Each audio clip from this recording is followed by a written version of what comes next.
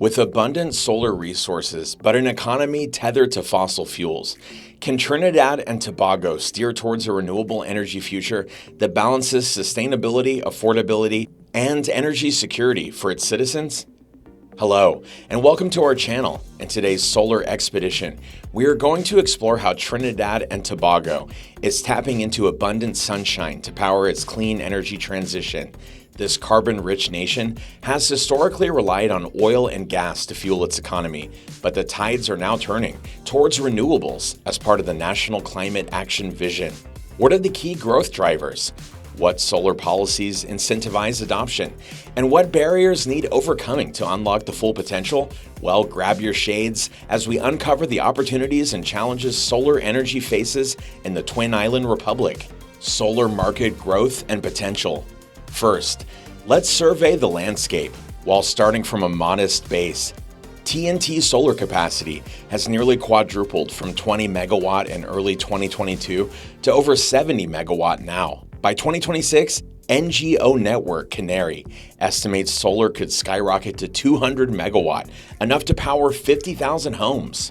Diving deeper, rooftop solar pilots are surging with over 300 households adopting panels. Corporates like Angostura Limited have installed megawatt-scale arrays on premises, while rural health centers deploy off-grid PV systems to improve services. This momentum aligns with the government's push under Vision 2030 to achieve 15% renewable electricity by 2030, and their commitment to COP27 last year to cut emissions by 15% across the economy this decade.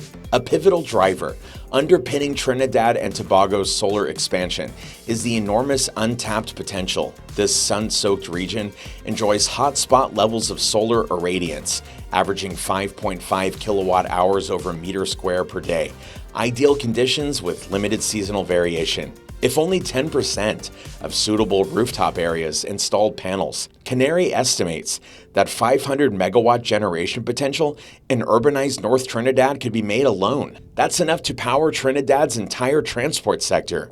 Clearly, the technical ceiling for solar remains immense compared to the sub-100 megawatt output today. Government policy push. Another accelerant recently is proactive policy support to nurture solar adoption beyond pilots. In 2018, Trinidad's first renewable energy auction spurred utility BPTT to develop a 10 megawatt solar park. The next year, they exempted solar equipment from taxes to boost affordability. But the real inflection came in late 2021 with the launch of Vision 2030's Renewable Electricity Roadmap. It sets out to incentivize distributed commercial industrial solar under net billing frameworks, plus streamline residential connections. Electricity Act amendments now mandate utilities to enable rooftop solar connectivity within 30 days of application. This push culminates in the National Energy Policy 2022. It prioritizes utility procurement of 60 megawatt solar power before 2025 under public-private partnerships, and even floats potential local content rules so economic gains circulate locally. We'll come back to discussing remaining challenges shortly, but it's clear that policy momentum led by the Energy Ministry aims to kickstart TNT's solar revolution in earnest. So let's look at key growth pillars enabling this.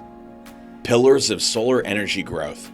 Solar's swelling appeal stems from clear advantages it introduces for Trinidad and Tobago's energy landscape and economy. Energy security. With domestic gas reserves declining, solar reduces imported fuel dependence that leaves the grid vulnerable to external price or supply volatility. Instead, it channels tropical sun rays always shining overhead. Grid stability. Solar generation aligns neatly with peak air conditioning demand from 12 to 6 p.m. This balances load, easing pressure on aging grid infrastructure struggling with outages and blackouts. Price stability. Solar PPA prices locked in for 15 to 20 years shield consumers from fossil fuel price swings, be it LNG, diesel, or gasoline, that spike electricity bills and inflation. Sustainability. As the Caribbean's second largest per capita CO2 emitter, solar represents a pivotal plank towards carbon neutrality by 2050, in line with global climate consensus. Local investment.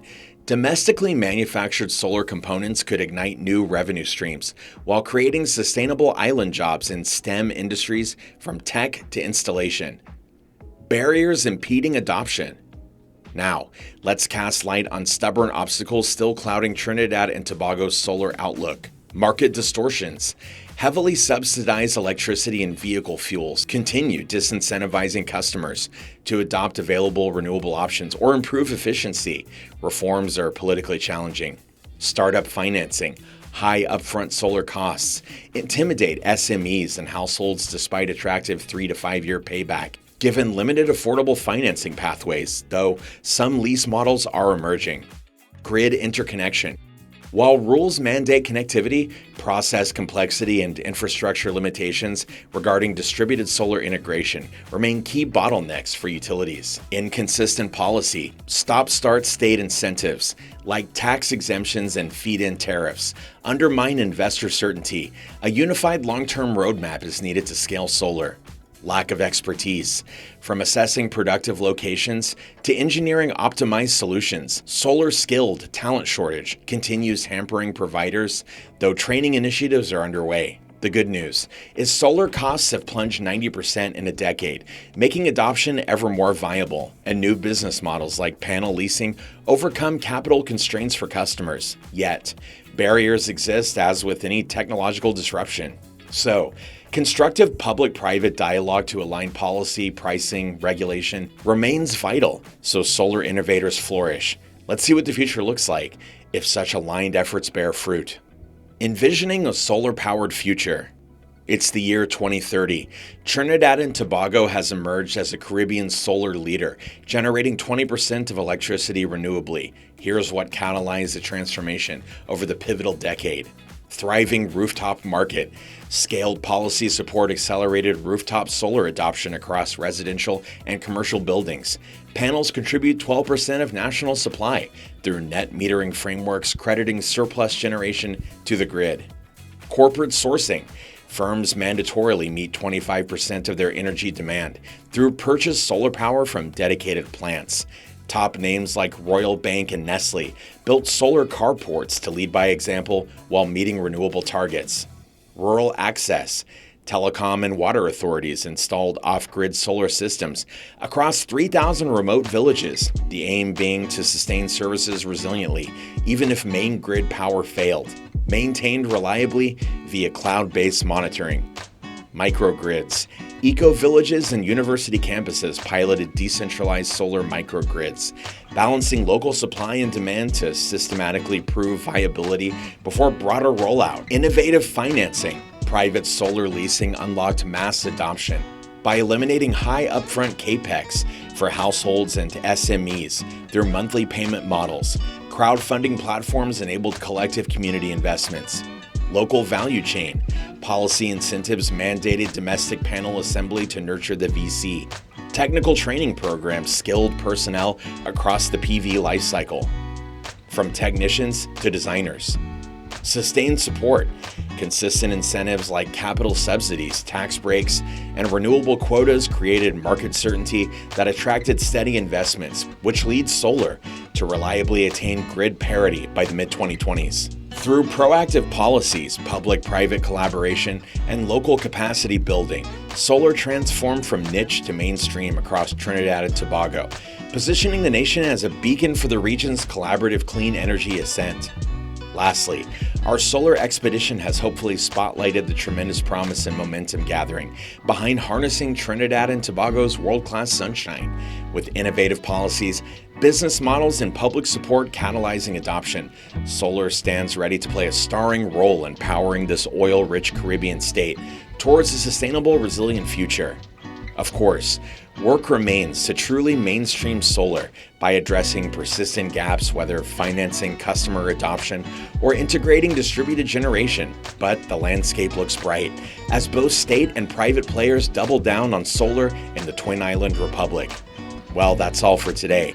In the next episode, we will see how Medellin is charting a cleaner urban future through a pioneering electric bus transformation, Join us as we explore how this mobility revolution is empowering citizens while improving air quality across Colombia's second city. Thanks for watching, and we'll see you again in the next one.